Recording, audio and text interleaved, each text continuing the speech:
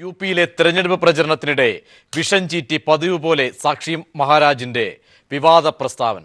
വാർത്തകൾ അവസാനിക്കുന്നില്ല. ഇടവേളയിലേക്ക് പോകുന്നു. തന്റെ സൗന്ദര്യ രഹസ്യം വെളിപ്പെടുത്തി തെന്നിന്ത്യൻ താരസുന്ദരി തമന്ന ഭാട്ടിയ എത്തുന്നു. മിൽക്കി ബ്യൂട്ടി തമന്നയുമായുള്ള അഭിമുഖത്തിന്റെ പ്രസക്ത ഭാഗത്തിലേക്ക്. തമന്ന മാം, എന്തിനാ ആയുഷിനെ പറ്റി ഇത്ര എക്സൈറ്റഡ് ആവുന്നത്? ലൈഫ് സ്റ്റൈൽ വളരെ ഹെക്ടിക് ആണ്. കടുത്ത വെയിലിൽ ഷൂട്ട് ചെയ്യേണ്ടി വരുന്നു. So polluted all the time. ചായയും കാപ്പിയും കുറെ കുടിക്കും. ഇതിന്റെ ഫലം ഞാൻ കണ്ടു. സ്കിന്നിൽ റാഷസ് വരുന്നു, പല്ല് മഞ്ഞ നിറമാകുന്നു. ഒരു ബ്രാൻഡ് വന്നിട്ടുണ്ട്, ആയുഷ്. ഇത് ഈ എല്ലാ പ്രോബ്ലംസും ഡീൽ ചെയ്യാൻ ഒരു റേഞ്ച് ഓഫ് പ്രോഡക്ട്സ് ലോഞ്ച് ചെയ്തിട്ടുണ്ട്. And that's with 5000 years of Ayurvedic wisdom. So it's very, very natural and I feel that's why I'm so excited about it. അതായത് എല്ലാ ബ്യൂട്ടി പ്രോബ്ലംസിന് വേണ്ടിയും എന്തെങ്കിലും ഉണ്ട്. എനിക്ക് തോന്നുന്നത് ഇവരുടെ പക്കൽ ഏത് പ്രോബ്ലത്തിനും സൊല്യൂഷൻ ഉണ്ടെന്നാണ്. Ayush whitening rock salt toothpaste. രാവിലെ ഉണരുമ്പോൾ ഇതുകൊണ്ട് ബ്രഷ് ചെയ്യും. And I see my nice white big smile.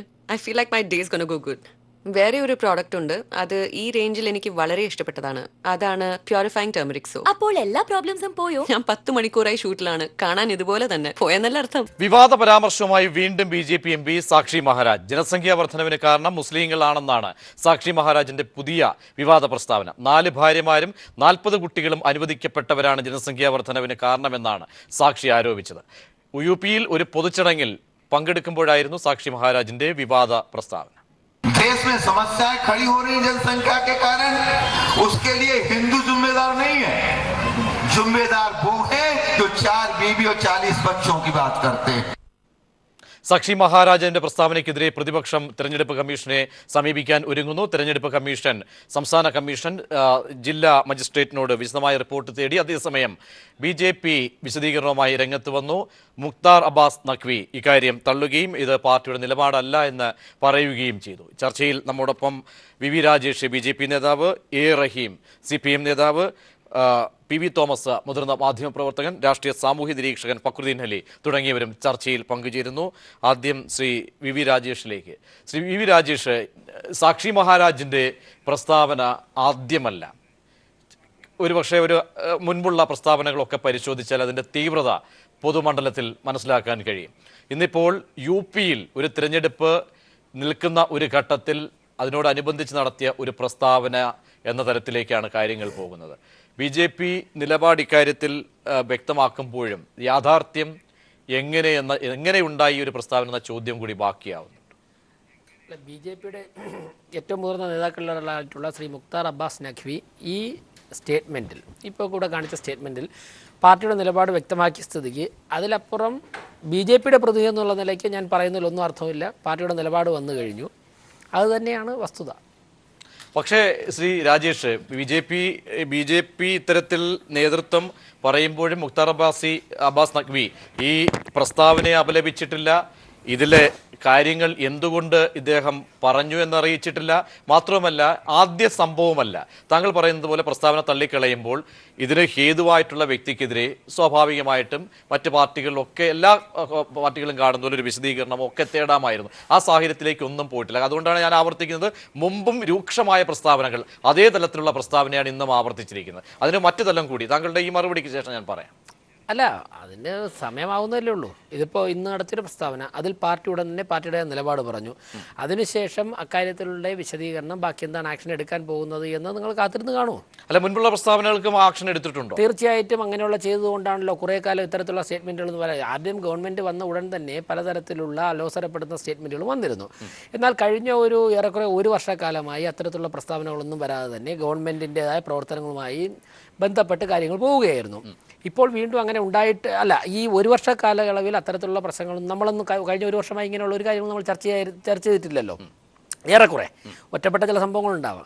അത് തീർച്ചയായിട്ടുള്ള നടപടികളുടെ ഫലമായിട്ടാണ് ഇന്നിപ്പോൾ മുക്താർ അബ്ബാസ് നഖ്വി ഈ സ്റ്റേറ്റ്മെൻറ്റ് വന്ന ഉടൻ തന്നെ കൃത്യമായിട്ട് പാർട്ടിയുടെ നിലപാട് പറഞ്ഞു കഴിഞ്ഞു. ബാക്കിയുള്ള എന്തെങ്കിലും ഉണ്ടെങ്കിൽ നമുക്ക്, അതായത് ഇവിടെ മറ്റൊരു തലമുള്ളത്, ഒരു സുപ്രീം കോടതി 2-3 ദിവസം മുമ്പ് നടത്തിയൊരു പ്രസ്താവന അല്ലെങ്കിൽ ഉത്തരവ്, അതായത് മതമോ ജാതിയോ തിരഞ്ഞെടുപ്പ് പ്രചരണ വേളകളിൽ പറയാൻ പാടില്ല. അത്തരത്തിലുള്ള ഏതെങ്കിലും തരത്തിൽ സൂചനകൾ പോലും തിരഞ്ഞെടുപ്പ് പ്രചരണ വേളകളിൽ കടന്നുകൂടരുത് എന്ന സുപ്രീം കോടതിയുടെ പ്രസ്താവനയെ പോലും വെല്ലുവിളിക്കുന്ന ഒരു തരത്തിലേക്ക് എത്തുന്നില്ലേ? അതുകൊണ്ടാണ് ആ തലത്തിലുള്ള ഒരു നിഗൂഢത കൂടി ഇതിൽ വരുന്നത്? അല്ല, തീർച്ചയായിട്ടും അങ്ങനെ എന്തെങ്കിലും ഉണ്ട് എന്നുണ്ടെങ്കിൽ സുപ്രീം കോടതി ഇത് കേൾക്കുന്നുണ്ടല്ലോ, ഇലക്ഷൻ കമ്മീഷൻ കേൾക്കുന്നുണ്ടല്ലോ, അവരിടപെടുമല്ലോ. പക്ഷേ സുപ്രീം കോടതിയുടെ വന്നായിട്ടുള്ള ആ സ്റ്റേറ്റ്മെൻറ്റ്, ആ വിധി, അത് ഇത്തരത്തിലല്ല കണ്ട. അതിനെ കുറച്ചുകൂടി വലിയൊരു ആസ്പെക്റ്റിലാണ് അതിനെക്കുറിച്ച് ചിന്തിക്കേണ്ടത്. അത് വളരെ പോസിറ്റീവാണ്. BJP അതിനെ അപ്പോൾ തന്നെ BJP വെൽക്കം ചെയ്തിട്ടുണ്ട്. BJP ഉയർത്തിപ്പിടിക്കുന്ന തെരഞ്ഞെടുപ്പ് രാഷ്ട്രീയത്തിന് അല്ലെങ്കിൽ ആശയത്തിന് പിൻബലമേകുന്നതാണ് സുപ്രീം കോടതിയുടെ വന്ന വിധി.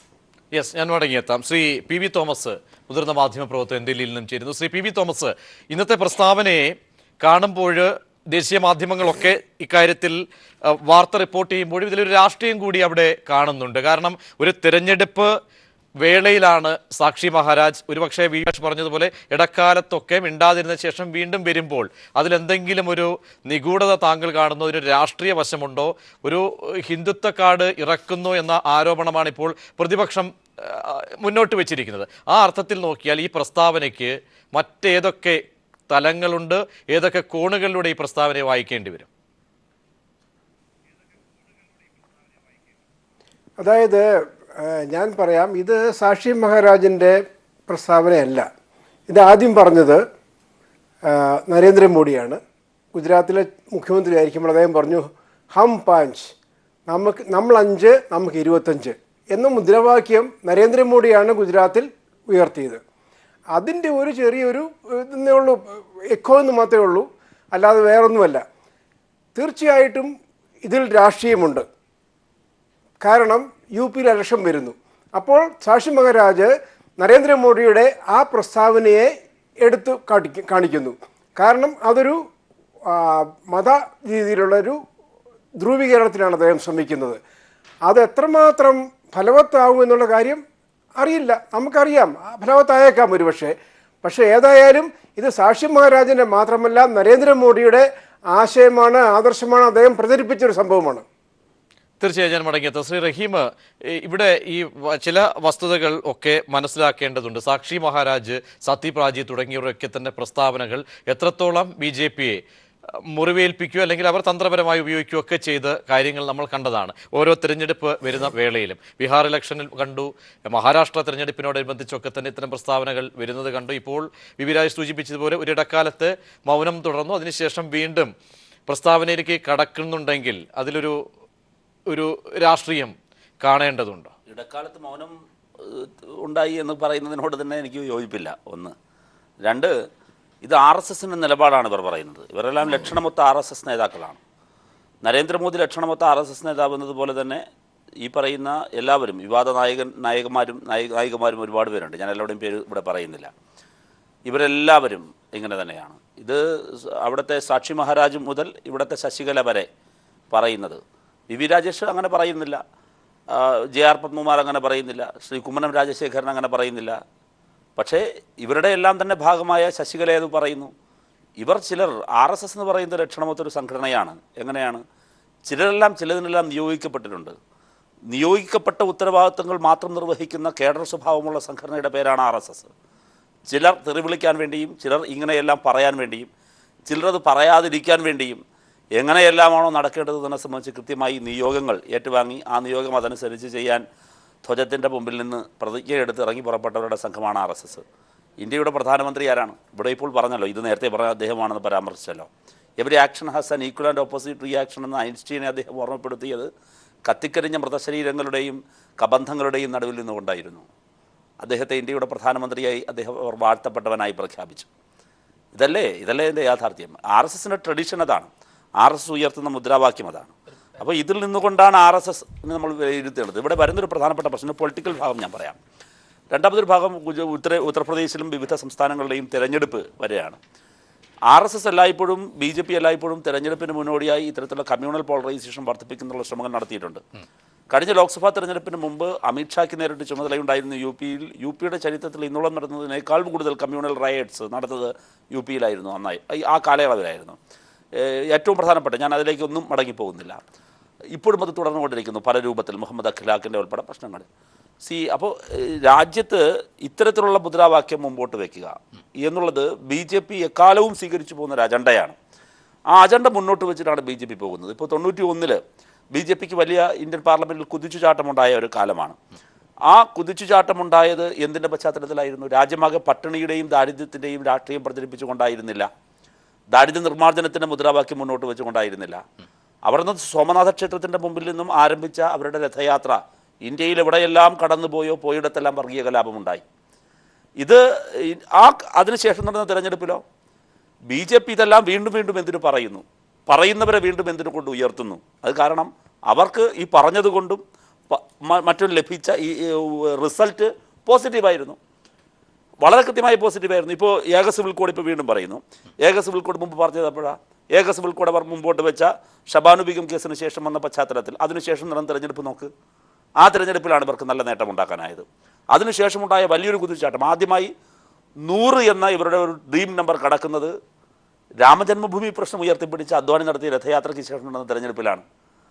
അവിടെ ദാരിദ്ര്യത്തിൻ്റെ രാഷ്ട്രീയമല്ല, രാമജന്മഭൂമിയുടെ രാഷ്ട്രീയമാണ് പറഞ്ഞത്. പള്ളി പൊളിച്ചിട്ട് പറഞ്ഞെന്താ? പള്ളി പൊളിച്ചിട്ട് തന്നെ മോളിക്കറി എന്ന് പറഞ്ഞത് കാശി മധുരയും ബാക്കി ഹേ എന്നാണ്. ആ കാശി മധുരയും ഇപ്പോഴും ബാക്കി അവിടെ നിൽപ്പുണ്ട്. ഇങ്ങനെയാണ് RSS പോകുന്നത്. തീവ്ര ഹിന്ദുത്വത്തിൻ്റെയും തീവ്ര വർഗീയതയുടെയും ഇന്ത്യ പൊതുവിൽ ഉയർത്തിപ്പിടിക്കുന്ന ഇന്ത്യൻ ഭരണഘടന ഉറപ്പു നൽകുന്ന മതേതരത്വ സ്വഭാവത്തെ ഊട്ടിയുറപ്പിക്കുകയല്ല, മറിച്ച് വിഭാഗീയ പ്രവണതകളെ. ശ്രീ ഫക്രുദ്ദീൻ അലി, ഇതിൽ ഈ പറയുന്ന ഒരു ഹിന്ദുത്വ അല്ലെ പല തന്ത്രങ്ങൾ മെനയുന്ന കൂട്ടത്തിലുള്ള ഒരു അടവായിട്ട് UP ലക്ഷ്യം വെച്ച് വരുന്ന പുതിയ ഒരു തന്ത്രത്തിന്റെ ഭാഗമായിട്ടാണോ കാണേണ്ടത്? കാരണം BJP നേതൃത്വം ഇക്കാര്യത്തിൽ വ്യക്തമാക്കി കഴിയുന്നത് തങ്ങളുടെ നിലപാടല്ല, അത് തള്ളുകയും ചെയ്യുന്നു. രാജേഷ് സൂചിപ്പിച്ചതുപോലെ രാജേഷ് എന്തായാലും അതിൽ പിടിച്ച് അദ്ദേഹം ഒരുപക്ഷെ ഈ ചർച്ച അവസാനിക്കുന്നതും വരെ അതിലായിരിക്കും അദ്ദേഹം പിടിച്ചു നിൽക്കുകയും ചെയ്യുന്നത്. എങ്കിൽ കൂടിയും ഇതിലെ മറച്ചു വെക്കാൻ കഴിയാത്ത പല അംശങ്ങളുണ്ട്, അത് കാണാതെ പോകുന്നത് ശരിയാണ്. രാജേഷിനെ പോലെയുള്ള നേതാക്കന്മാർ BJPയിൽ എമേർജ് ചെയ്ത് വരുന്നത് നല്ലതാണ്. അപ്പോൾ പ്രത്യേകിച്ച് കേരളത്തിൽ നിന്ന് വരുന്ന നേതാക്കന്മാരെല്ലാം തന്നെ നമ്മുടെ പ്രത്യേക സാമൂഹ്യ പരിസരത്തിൻ്റെ പ്രത്യേകത ഉണ്ടായിരിക്കും. എനിക്ക് ഇവിടുത്തെ ഒരുപാട് നല്ല പ്രചാരക്സിനെ അറിയാം, അവരെല്ലാം സംസാരിക്കുന്ന ഭാഷ തന്നെയാണ് രാജേഷ് സംസാരിക്കുന്നത്. പക്ഷേ നമ്മൾ ഈ പ്രസ്ഥാനത്തെ RSSനെ ദേശീയ തലത്തിൽ കാണുമ്പോൾ നമ്മുടെ മുന്നിൽ വരുന്നത് അത്ര നല്ല സുഖകരമായിട്ട് ചിത്രമല്ല പല കാര്യങ്ങളും. ഇപ്പം കലാപങ്ങളുടെ വിഷയങ്ങൾ എടുത്തു നോക്കി കഴിഞ്ഞാലും ഇപ്പോൾ അഖിലാഖിൻ്റെ ഉൾപ്പെടെയുള്ള കാര്യങ്ങൾ നേരത്തെ പറഞ്ഞത്, അഖിലാഖിൻ്റെ മാത്രമല്ല മറ്റൊരുപാട് കാര്യങ്ങൾ ഈ പർട്ടിക്കുലർ ഇഷ്യൂവിൽ വരികയാണ്. നമുക്ക് ഇദ്ദേഹത്തിലേക്ക് തന്നെ പോകാം. സാക്ഷി മഹാരാജ് മുമ്പ് ഇങ്ങനെയുള്ള പ്രസ്താവന നടത്തിയ സമയത്ത് ഒരിക്കൽ അമിത്ഷാ അദ്ദേഹത്തെ തിരുത്താണ്. രാജേഷ് വന്നത് ശരിയാണ്, പക്ഷേ അമിത്ഷാ തിരുത്തി കഴിഞ്ഞിട്ട് പിറ്റേന്ന് പത്രക്കാർ ഇദ്ദേഹത്തോട് ചോദിച്ചു, അല്ല അമിത്ഷാ നിങ്ങൾ തിരുത്തിയെന്നൊക്കെയാണല്ലോ കേട്ടത്, എന്താണ് ശരിയാണോ? അങ്ങനെയൊന്നും ഉണ്ടായിട്ടില്ലെന്ന് തോന്നുന്നു. അപ്പോൾ അമിത്ഷാ തിരുത്തിയിട്ടുണ്ടായിട്ടുണ്ടെങ്കിൽ അമിത്ഷാ പിറ്റേന്ന് തന്നെ പത്രക്കാരോട് പറയാം ഞാൻ തിരുത്തിയാണ്, അദ്ദേഹം പറഞ്ഞത് ശരിയായില്ല, അല്ല അദ്ദേഹത്തിന് നടപടി എടുക്കാമായിരുന്നു. പക്ഷേ ഇതുവരെ അങ്ങനെ തിരുത്തലൊന്നും രണ്ടാമത് ഇദ്ദേഹത്തിന് നടന്ന പ്രസ്താവനയെ നമ്മൾ കണ്ടിട്ടില്ല. ഒന്നാമത്തെ കാര്യം. രണ്ടാമത്തെ കാര്യം എന്ന് വെച്ചാൽ ഒന്ന് BJPയുടെ ഒരു ലൈനുണ്ട്, ഒരു സെൻറ്റർ റൈറ്റ് ഒരു ലൈനിലൂടെ പൊതുവെ എല്ലാവർക്കും സ്വീകാര്യമായ രീതിയിൽ ദേശീയ രാഷ്ട്രീയത്തിൻ്റെ ഭാഗമായി BJP പോകുന്നുണ്ട്. അതോടൊപ്പം തന്നെ BJP RSS അതിൻ്റെ കോറായി പറയുന്ന ഒരു തരത്തിലുള്ള അതിതീവ്രമായിട്ടുള്ള വലതുപക്ഷ വാദമുണ്ട്. ആ വാദമാണ് ഈ സാക്ഷി മഹാരാജാവിനെ പോലെയുള്ള ആളുകൾ തന്നെ ഉയർന്നു വരുന്നത്. പക്ഷേ ഈ വാദം കൂടുതലായി പറഞ്ഞ് RSSന്റെ ഭാഗമല്ലാതെ നമ്മൾ നേരിട്ട് ഗുണം ചെയ്യുമോ? അതാണ് ഞാൻ ചോദിച്ചത്. UPയുടെ സാഹചര്യങ്ങളിൽ, കാരണം ഒരു ജാതിമത ചിന്തകൾക്കൊക്കെ തന്നെ പ്രാമുഖ്യം നൽകുന്ന സുപ്രീം കോടതി പറഞ്ഞാലും ശരി, അതിൽ പെട്ടെന്ന് ആ കെട്ടുപാടുകളിൽ നിന്ന് പുറത്ത് ഇറങ്ങാൻ കഴിയുന്ന ബോധ്യം BJPക്ക് ഉണ്ടോ? അതിൽ ഉപയോഗിക്കാൻ കഴിയുന്ന ഒരു ആയുധമായി ഈ പറയുന്ന അല്ലെങ്കിൽ സ്വാതി പ്രാജിയോ അല്ലെങ്കിൽ സാക്ഷി മഹാരാജിനെയൊക്കെ ഉപയോഗിക്കുന്നുണ്ട്, അത് ഗുണം ചെയ്യുമോ എന്നുള്ളതാണ് ഒരു കാര്യം. അത് ഞാൻ അങ്ങോട്ട് വരാം. ഇപ്പം BJP RSSന്റെ ഭാഗമല്ലാത്ത ഒരുപാട് തീവ്ര ഹിന്ദുത്വ സംഘടന അതിഭീകരമായ രീതിയിൽ മുസ്ലിം വിരുദ്ധതയും ക്രിസ്ത്യൻ വിരുദ്ധതയൊക്കെ പ്രചരിപ്പിക്കുന്നുണ്ട്. പക്ഷേ ഇതൊന്നും പലപ്പോഴും നമ്മൾ തന്നെ RSS ആണ് ഇതിന് പിന്നെ ഞാൻ പറയാറില്ല. പക്ഷേ സാക്ഷി മഹാരാജൻ BJPന്റെ MP ആണ്, സംഘവുമായിട്ട് ബന്ധപ്പെട്ട് നിൽക്കുന്ന ആളാണ്. അതേ രീതിയിൽ ഇദ്ദേഹം സംസാരിക്കുമ്പോൾ RSSന്റെ നിലപാടുകൾ വലിയ മാറ്റമൊന്നും ഇല്ല എന്നുള്ള ഫീലാണ് നമുക്കുണ്ടാകുന്നത്. അല്ല അദ്ദേഹത്തെ പുറത്താക്കേണ്ടത്, അത് സംഭവിക്കുന്നില്ല. പിന്നെ നിങ്ങൾ പറഞ്ഞത് ശരിയാണ്, BJP ഈ ഇലക്ഷനിൽ അവിടെ ഏറ്റവും കൂടുതൽ നോട്ടിട്ടിരിക്കുന്നത് ഏതാണ്ട് 16% വരുന്ന സവർണ്ണ വോട്ടുകളാണ്. അത് ഏതാണ്ട് അങ്ങനെ തന്നെ വരും. പിന്നെ അവിടെയുള്ള OBC വോട്ടുകൾ ഏതാണ്ട് 40%, അത് ദളിത് വോട്ടുകൾ 20%. അതുപോലെ തന്നെ അപ്പോൾ ദളിത് വോട്ടുകൾ ഏതാണ്ടൊക്കെ BSP കൊണ്ടുവന്നാണ്. മുസ്ലിം വോട്ടുകൾ 19% ഉണ്ട്. ഈ 19% വോട്ടുകൾ BJPക്ക് നിലവിലുള്ള സാഹചര്യത്തിൽ കിട്ടാൻ സാധ്യതയില്ല, ഇപ്പോൾ രാജേഷ് എന്തൊക്കെ പറഞ്ഞാലും. അപ്പോൾ അവിടെ ഈ സവർണ്ണ വോട്ടുകളുടെ ഒരു കൺസോൾട്ടേഷൻ വരണമെങ്കിൽ ഈ പറഞ്ഞ മുസാഫർ നഗർ പോലുള്ള കലാപങ്ങൾക്ക് അനുരൂപമായിട്ടുള്ള അന്തരീക്ഷം ഏതെങ്കിലും രീതിയിൽ സൃഷ്ടിക്കപ്പെടും. രണ്ടാമത്തെ കാര്യം അവർ നോക്കുന്ന വെച്ചാൽ OBC വിഭാഗത്തിലെ നോൺ എലീറ്റ് ആയിട്ടുള്ള യാദവ് അല്ലാത്ത വിഭാഗത്തിൽപ്പെട്ട OBC ഉണ്ട്. അപരാധകൾ പോലെയുള്ള പാർട്ടികളെ കൂട്ടിപ്പിടിച്ചിട്ട് അവരിൽ നിന്ന് ഒരു 15% വോട്ടോ അല്ലെങ്കിൽ 20% വോട്ടോ പിടിച്ചെടുക്കാനുള്ള ഒരു തന്ത്രം കൂടിയുണ്ട്. ഇതെല്ലാം കൂടി ഈ അവിടെയുള്ള ജാതി രാഷ്ട്രീയം, സവർണ രാഷ്ട്രീയവും ഈ പറയുന്ന എക്സ്ട്രീം ബാക്ക്വേർഡിന്റെ പൊളിറ്റിക്സ് എൻ്റയർലി ഡിഫറൻ്റ് ആണ്. ഇതൊന്ന് വേണമെങ്കിൽ ഇതിനെ ബൈൻഡ് ചെയ്യുന്ന ഒരു ഫോഴ്സ് വേണം. അത് ഏറ്റവും നല്ല കമ്മ്യൂണലാണ്. അപ്പൊ നമുക്ക് മുസാഫർ നഗർ കലാപത്തിന്റെ പശ്ചാത്തലത്തിൽ നമ്മൾ നോക്കുമ്പോൾ നിങ്ങൾ പറയുന്ന സാധ്യത തള്ളിക്കളയാൻ പറ്റില്ല. ശ്രീ PV തോമസ്, ആ സാഹചര്യം താങ്കൾ എങ്ങനെയാണ് കാണുന്നത്? കാരണം പല തെരഞ്ഞെടുപ്പുകളും നോക്കിക്കണ്ട റിപ്പോർട്ട് ചെയ്ത ഒരു വ്യക്തി കൂടിയാണ് താങ്കൾ. അങ്ങനെ നോക്കുമ്പോൾ UP-യിലെ ഈ തെരഞ്ഞെടുപ്പിലും പഴയ മാമൂലുകളൊക്കെ തന്നെ പയറ്റാൻ, അതിലൊക്കെ പ്രധാന ഘടകമായ ജാതി രാഷ്ട്രീയം, അത് പയറ്റാനുള്ള സാധ്യതകൾ എത്രത്തോളം എങ്ങനെ ഗുണം ചെയ്യും?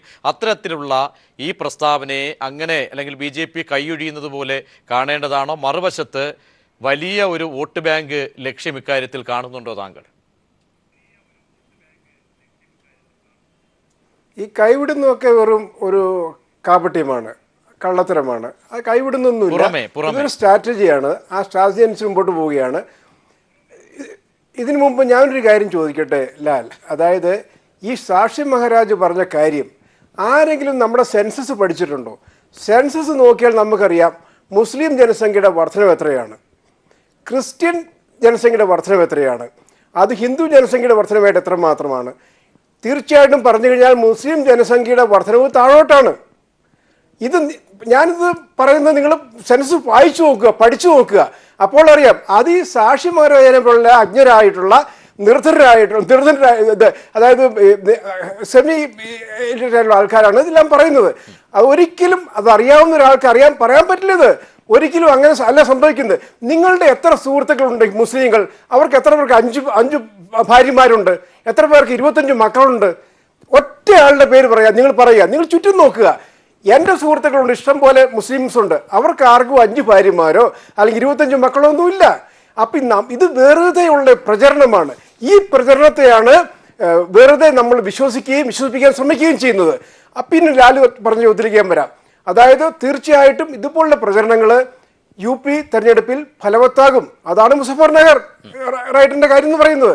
അതുപോലെ തന്നെ ഇവിടെ നമ്മുടെ നടന്ന ഒരു മനുഷ്യന്റെ വീട്ടിൽ കയറി അടിച്ചു കൊന്നല്ലോ അദ്ദേഹത്തെ, നമ്മുടെ ദാദ്രിയില്.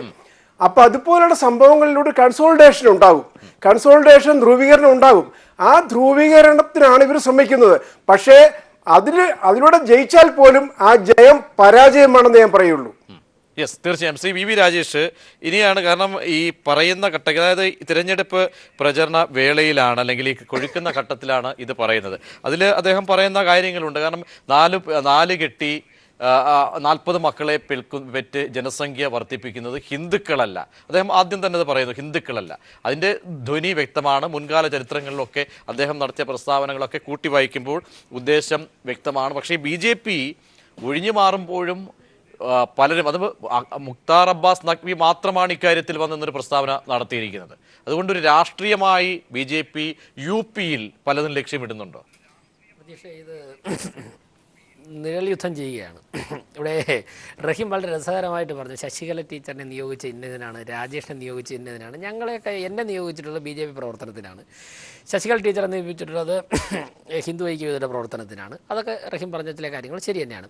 പക്ഷേ ഇപ്പോൾ അങ്ങനെയാണെങ്കിൽ ഞാൻ ചോദിച്ചോട്ടെ, നിങ്ങളുടെ പാർട്ടിയിൽ ട്രൗസർ മനോജിനെയും കിർമാണി വേറെ ആരൊക്കെ റഹീമായ പേരുകളൊന്നും ഞാൻ മറന്നുപോയി, കോടി സുനി, ഈ ടൈപ്പ് കക്ഷിയിലേക്ക് നിയോഗിച്ചിട്ടുള്ളത് പാർട്ടി പോളിറ്റ് ബ്യൂറോ തീരുമാനിച്ചാണ് അതിനൊക്കെ നിയോഗിച്ചിട്ടുള്ളത്. അല്ല വേറല്ല ഞാൻ പറഞ്ഞ അങ്ങനെയല്ല. അങ്ങനെയൊന്നും വിശകലനം ചെയ്യരുത്. ശശികല അല്ലല്ല, ശശികല ആരാണ്?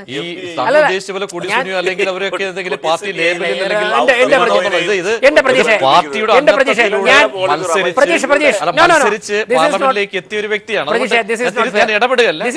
ഞാൻ പറഞ്ഞത് റഹീം പറഞ്ഞതിന് മറുപടിയാണ്.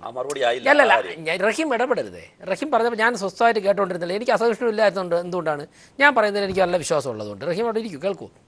അതായത് ഈ റഹീം പറയുന്നത് പോലെയുള്ള ഡിവിഷനൊന്നുമല്ല, അതൊക്കെ വെറും താല്പര്യങ്ങൾ വെച്ച് പറയാം. ഞാൻ അതിലൊന്നും ഞാൻ തൊടാൻ തന്നെ ആഗ്രഹിക്കുന്നില്ല. ഇവിടെ പ്രശ്നം റഹീം രാമജന്മഭൂമിയുടെ പ്രശ്നം പറഞ്ഞു. രാമജന്മഭൂമി ഒരിക്കൽ ഉയർത്തിക്കൊണ്ടുവന്നു റഹീം. അത് 1992 92 കഴിഞ്ഞ് ഏകദേശം 10-20 വർഷം കഴിഞ്ഞു. ഇപ്പോഴും രാമജന്മഭൂമി ഉയർത്തിക്കൊണ്ടുവന്നാണ് മാത്രമാണ് BJP അധികാരത്തിൽ. അതൊരു ഇഷ്യൂ ആയിരുന്നു, ഇന്ത്യയിലെ ഒരു വളരെ പ്രധാനപ്പെട്ട ഒരു ഇഷ്യൂ ആണ്. ആ ഇഷ്യൂ ഞങ്ങളൊന്നും ആ വിഷയത്തിൽ തന്നെ, ആ നിലപാടിൽ തന്നെയാണ് നിൽക്കുന്നത്. പക്ഷേ ദാരിദ്ര്യവും അതുപോലെ തന്നെ ജനങ്ങളുടെ വികസനവും പറഞ്ഞുകൊണ്ടാണ് BJP ഇന്ന് ഭരണത്തിലിരിക്കുന്നത്. അപ്പോഴേക്കും താങ്കൾ പറഞ്ഞത് അസ്ഥാനത്താവുന്നു. ശ്രീ PV തോമസ് കൂടെ കുറേ കാര്യങ്ങൾ, അതായത് കുറേ ചോദ്യങ്ങൾ ചോദിക്കുകയാണ്. ഈ ചോദ്യങ്ങളൊക്കെ എന്നോട് ചോദിച്ചിട്ട് കാര്യമില്ല, കാര്യം എൻ്റെ പാർട്ടിയുടെ നിലപാടതല്ല. എൻ്റെ പാർട്ടിയുടെ നിലപാട് അതല്ലാത്ത സ്ഥിതിക്ക് താങ്കൾ ഇങ്ങനെ താങ്കളുടെ മനസ്സിൽ വരുന്ന കുറേ ചോദ്യങ്ങൾ ചോദിച്ചിട്ട് അത് ഞങ്ങളുടെ നിലപാടാണ് എന്ന് വരുത്തി തീർക്കുന്നതിനോട് എനിക്ക് യോജിപ്പുമില്ല. ഇവിടെ പ്രശ്നം ഉത്തർപ്രദേശിൽ BJPക്ക് വിജയിക്കുവാൻ വേണ്ടി, ഈ തെരഞ്ഞെടുപ്പിൽ വിജയിക്കുവാൻ വേണ്ടി നിങ്ങൾ പറയുന്ന, താങ്കളോ ഇല്ലെങ്കിൽ റഹീമോ ഒക്കെ പറയുന്ന യാതൊരു തരത്തിലുള്ള ചർച്ചയുടെ ആവശ്യമില്ല.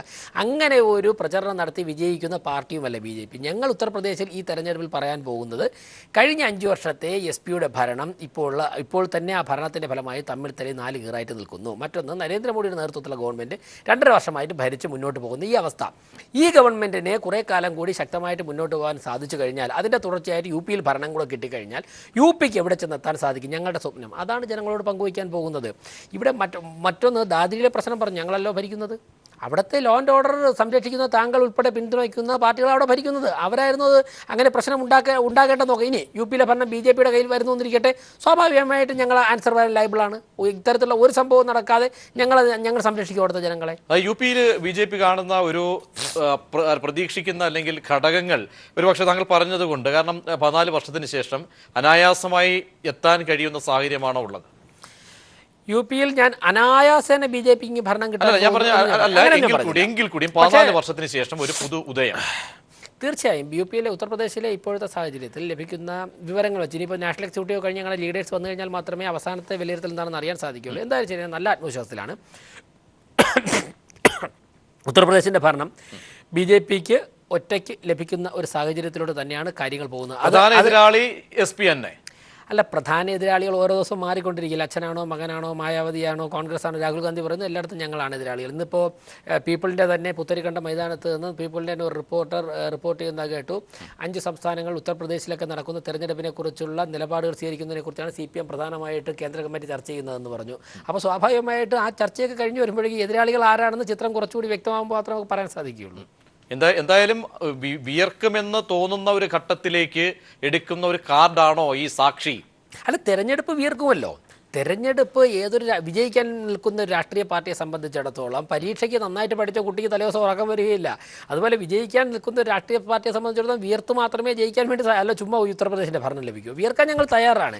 അതിന് ഞങ്ങൾ ഉപയോഗിക്കുന്നത്, പ്രചരണത്തിൽ ഉപയോഗിക്കുന്നത്, ജനമനസ്സുകൾ കീഴടക്കാൻ ഉപയോഗിക്കുന്നത് ഞാൻ നേരത്തെ പറഞ്ഞ കാര്യങ്ങളാണ്. മുക്താർ അബ്ബാസ് നഖ്വി മാത്രമേ രംഗത്ത് വന്നുള്ളൂ. താങ്കൾ ആരാ നഖ്വിയെക്കുറിച്ച് എന്താ ധരിച്ചു വച്ചിരിക്കുന്നത്? BJP-യുടെ ഏറ്റവും മുൻനിര നേതാക്കളിൽ പ്രമുഖനായിട്ടുള്ള പരിചയസമ്പന്നനായിട്ടുള്ള നേതാക്കന്മാരിലൊരാളാണ് നഖ്വി. അതോടൊപ്പം തന്നെ ഷാനവാസ് ഹുസൈൻ. അവരിൽ ആരെങ്കിലും ഒരു അഭിപ്രായം പ്രകടിപ്പിച്ചാൽ നരേന്ദ്രമോദി, അമിത്ഷാ ഉൾപ്പെടുന്ന പാർട്ടിയുടെ അഭിപ്രായം തന്നെയാണത്. അതിലപ്പുറം ആരാ പറയേണ്ടത്? ശ്രീ റഹീം, അതാണ് പാർട്ടി തള്ളിക്കളഞ്ഞു. അതായത് ഈ നിങ്ങൾ ആക്ഷേപിക്കുന്ന പോലെ ഹിന്ദുത്വ കാർഡ് അല്ല അവിടെ ഇറക്കിയിരിക്കുന്നത്. ഈ പറയുന്ന സാക്ഷി മഹാരാജിന്റെ പ്രസ്താവന BJP-യുടേതല്ല, BJP-ക്ക് സാക്ഷിയുമായിട്ടല്ലെങ്കിൽ അതല്ല, BJP-ക്ക് അദ്ദേഹത്തിന്റെ പ്രസ്താവനയുമായി യാതൊരു, ഈ സ്റ്റേറ്റ്മെന്റുമായി യാതൊരു പാർട്ടിയുടെ നിലപാടല്ല. പിന്നെ ആർക്കാണ് പ്രശ്നം? നഖ്വിയുടെയും ഷാനവാസിന്റെയും പ്രസ്താവനകൾ മോദിയും അമിത്ഷായും പറഞ്ഞതിന് തുല്യമാണ്. സാക്ഷി മഹാരാജ് പറയുന്നത് ട്രൗസർ മനോജും കിർമാണി ഇവർക്ക് പറയുന്നതിന് തുല്യമാണ്. ഇതാണ് പറഞ്ഞതിന്റെ അർത്ഥം. എന്റെ രാജേഷേ ഞാൻ പറയട്ടെ, നിങ്ങളുടെ പാർട്ടി അങ്ങനെ ഡെലിഗേറ്റ് ചെയ്തിട്ടുണ്ടോ എന്നാണ് ഞാൻ ചോദിച്ചത്. അതിന് മറുപടി ഞാൻ പറയാം, കൃത്യമായി തന്നെ പറയാം. ഞാൻ പറയാതെയൊന്നും പോവില്ല. ഞാനൊരു കാര്യം ചോദിക്കട്ടെ ശ്രീ പ്രജേഷ്. രാജേഷ് എന്താ പറയുന്നത്? ഇവിടെ BJP ഏത് ഘട്ടത്തിലാണ് ഇത്തരത്തിലുള്ള മുദ്രാവാക്യം ഉയർത്താത്തത്? നിങ്ങളെന്തേ 91 ഉയർത്തിയ രാമജന്മഭൂമി രാജ്യം മുഴുവൻ കലാപം ഉണ്ടാക്കിയല്ലോ. നിങ്ങളിപ്പോൾ പറയും ഈ ചർച്ചയിൽ രാമജന്മഭൂമി ബാബറി മസ്ജിദ് നിങ്ങൾ തീർന്നില്ലല്ലോ. അവിടെ രാമക്ഷേത്രം പണിയണം എന്നുള്ളതാണല്ലോ നിങ്ങളുടെ ലക്ഷ്യം. തീർച്ചയായും നിലപാടിൽ ഉറച്ചിരിക്കുന്നത് ഞാൻ നേരത്തെ പറഞ്ഞില്ലേ. രാമക്ഷേത്രം, നിങ്ങൾ ആ രാമക്ഷേത്രത്തിന്റെ നിലപാട് ഈ രാജ്യത്തെ ദാരിദ്ര്യവുമായി ബന്ധപ്പെട്ട നിലപാടാണോ? ഈ രാജ്യത്തെ പട്ടിണിയുമായി ബന്ധപ്പെട്ട നിലപാടാണോ? ഒരു ദശാബ്ദക്കാലത്തെ ഇന്ത്യൻ രാഷ്ട്രീയത്തെ നിങ്ങൾ നിയന്ത്രിച്ചത് ആ മുദ്രാവാക്യം മുമ്പോട്ട് വെച്ചിട്ടാണ്. ദാരിദ്ര്യത്തിന്റെ മുദ്രാവാക്യം വെച്ചുകൊണ്ടല്ല, പുതിയ ഇന്ത്യയെ പടുത്തുയർത്തുമെന്ന് പറഞ്ഞുകൊണ്ടല്ല.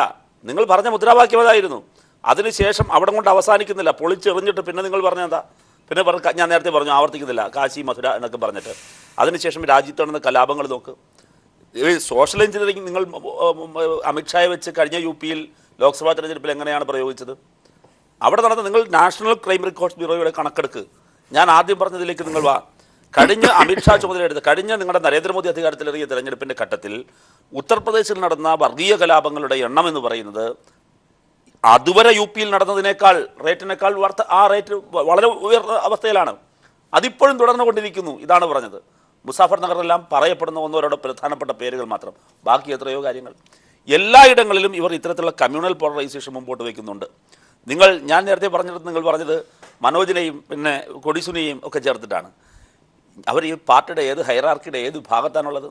ഞാൻ RSSന്റെ ഏതെങ്കിലും ഒരു ഒരു പ്രവർത്തകൻ ഞാൻ പറയട്ടെ പ്ലീസ്, ഞാനൊന്ന് പറയട്ടെ പ്ലീസ്, ഞാനൊന്ന് പറയട്ടെ സാർ, ഞാൻ പറയട്ടെ, ഞാൻ പറയാം. വെയിറ്റ്. നിങ്ങൾ ഈ കേരളത്തിൽ നിങ്ങൾ പ്രവർത്തിച്ചു കുഞ്ഞനന്ദന്റെ ഹൈറാർക്കിയിലാണോ നിങ്ങൾ കുമ്മനം രാജശേഖരനെ കാണുന്നത്? ഞാൻ കോട്ടയുടെ പേര് ഞാനൊന്ന് പറയട്ടെ സാർ. ശശികലയെയും നിങ്ങളുടെ ഇവിടെ ഗോഡ്സെയെ കുറിച്ച് എഴുതിയ വേറെ മഹാനുണ്ടല്ലോ ഗോപാലകൃഷ്ണനും ഈ പറയുന്ന ആൾക്കാരുമെല്ലാം തന്നെ, സാക്ഷി മഹാരാജും അവരുടെ എല്ലാം കേരള പതിപ്പാണല്ലോ, പ്രവീൺ തൊഗാഡിയയും ഈ പറയുന്ന ആളുകളുടെ എല്ലാം ഹൈറാർക്കി എന്ന് പറയുന്നത്, നിങ്ങളുടെ ഉന്നത സ്ഥാനങ്ങളും ഞങ്ങളുടെ പാർട്ടി പ്രവർത്തകരുടെ തമ്മിലുള്ള ഹൈറാർക്കി കൃത്യമായിട്ട് ശരിയാണ്. CPM-നെ സംബന്ധിച്ചൊരു യൂണിറ്റിൽ പ്രവർത്തിക്കുന്ന ആളും നിങ്ങളുടെ പാർട്ടിയുടെ ദേശീയ തലത്തിൽ പ്രവർത്തിക്കുന്ന ആളും ഒന്നാണെന്ന് നിങ്ങൾ തന്നെ സമ്മതിച്ചു തന്നാൽ പിന്നെ ഞങ്ങൾക്ക് കൂടുതൽ എളുപ്പമാണ് പ്രചരിപ്പിക്കാൻ. നിങ്ങളതിനെ സമ്മതിച്ചാൽ മതി ഈ ചർച്ചയിൽ. നിങ്ങളത് പറയാണ്. ഇവിടെ RSS, ഞാൻ ആവർത്തിച്ച് പറയുന്നു, ബഹുമാനപ്പെട്ട ശ്രീ ഫക്രുദ്ദീൻ കൊടുത്തതുപോലൊരു സർട്ടിഫിക്കറ്റ് ഞാൻ RSSന് കൊടുക്കാൻ ഉദ്ദേശിക്കുന്നില്ല. അദ്ദേഹം പറഞ്ഞത് BJP VV രാജേഷ് ഈ ചർച്ചയിൽ വന്ന് ഇതുപോലെ പറയുന്നത്, VV രാജേഷിനെ സ്വാഗതം ചെയ്യുന്നു. VV രാജേഷിനെ ഈ ചർച്ചയിൽ പറയുന്നത് ഞാനുൾപ്പെടെ ശ്രീ ഫക്രുദ്ദീൻ ഉൾപ്പെടെ അല്ലെങ്കിൽ ഈ മാധ്യമവും ഈ കണ്ടിരിക്കുന്ന ജനങ്ങളും ഉൾപ്പെടെ സ്വീകാര്യമാകുന്ന ഭാഷയിൽ അത് അവതരിപ്പിക്കാൻ വേണ്ടിയാണ് എന്ന് പറഞ്ഞ് ഇവരുടെ രാഷ്ട്രീയം അതെന്നല്ല അതിൻ്റെ അർത്ഥം. അല്ലല്ല, ഞാൻ നെഗറ്റീവായിട്ടല്ല പറഞ്ഞു, ഞാൻ പറയട്ടെ അതല്ല ഞാൻ പറയാം.